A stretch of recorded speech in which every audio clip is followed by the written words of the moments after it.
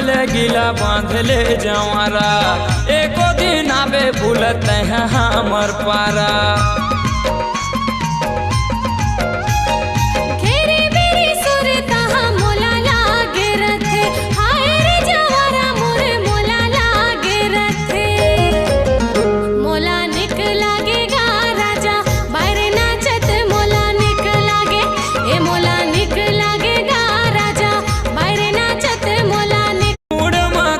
गिला बांधले जवारा एको दिन आवे भूलत हैं हमर पारा।